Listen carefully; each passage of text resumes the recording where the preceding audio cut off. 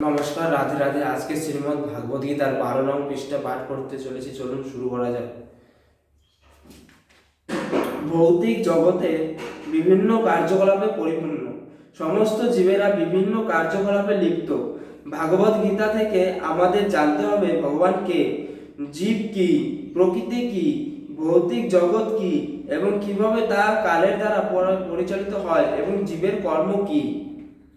ভাগবত গীতায় এই 5টি বিষয়সমূহ আলোচনা করার মাধ্যমে সুদৃঢ়ভাবে প্রমাণ করা হয়েছে যে ভগবান বা শ্রীকৃষ্ণ বা পরম ব্রহ্ম বা পরম নিয়ন্ত্রণ বা পরমাত্মা, যে নামেই তাকে সম্বোধন করা হোক, তিনি সর্বশ্রেষ্ঠ।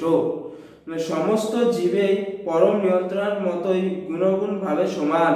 যেমন জড় প্রকৃতি, এই বিশ্ব ব্রহ্মাণ্ডে সবকিছু ভগবান নিয়ন্ত্রণ করছে, যা ভগবদ গীতার শেষ অধ্যায়গুলিতে বর্ণনা করা হবে। জড় প্রকৃতি স্বাধীন নয়, পরমেশ্বর নির্দেশে তাকে কাজ করতে হচ্ছে। সে সম্বন্ধে শ্রীকৃষ্ণ বলেছেন, মায়াচ্ছন্ন প্রকৃতি শুদ্ধতে সচরণম। এই জড় প্রকৃতির আমার অধ্যক্ষ ক্রিয়াশীল। আমরা যখন ভৌতিক জগতে বিস্ময়কর অনেক কিছু ঘটতে দেখি, তখন তার পিছনে একজন নিয়ন্ত্রিতা রয়েছে বলে আমাদের বোঝা উচিত। নিয়ন্ত্রিত না হলে কোনো কিছুরই প্রকাশ হতে পারে না। নিয়ন্ত্রণার কথা বিবেচনা না করা শিশুসুলভ নির্বুদ্ধিতা। একটি শিশু যেমন একটি মোটর গাড়ি চালাতে দেখে মনে করে যে কোনো ঘোড়া বা পশুর দ্বারা চালিত না হয়ে মোটর গাড়িটি নিজে নিজেই চলছে, কিন্তু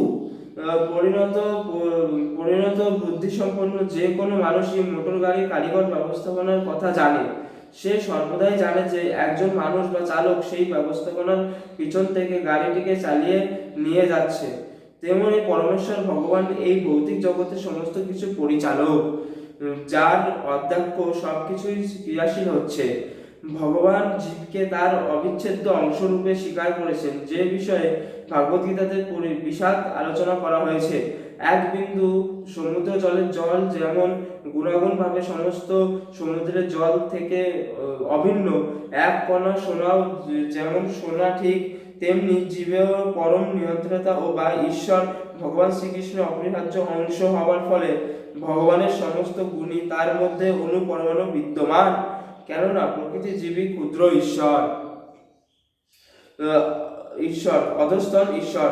আমরা প্রকৃতির উপর কর্তৃত্ব করার চেষ্টা করছি। যেমন এখন আমরা আন্তরিক্ষ কথা অথবা অন্যান্য গ্রহ নিয়ন্ত্রিত করার চেষ্টা করি, আর এই প্রচেষ্টা স্বাভাবিক, কারণ কর্তৃত্ব করার এই গুণ শ্রীকৃষ্ণের মধ্যে বিদ্যমান।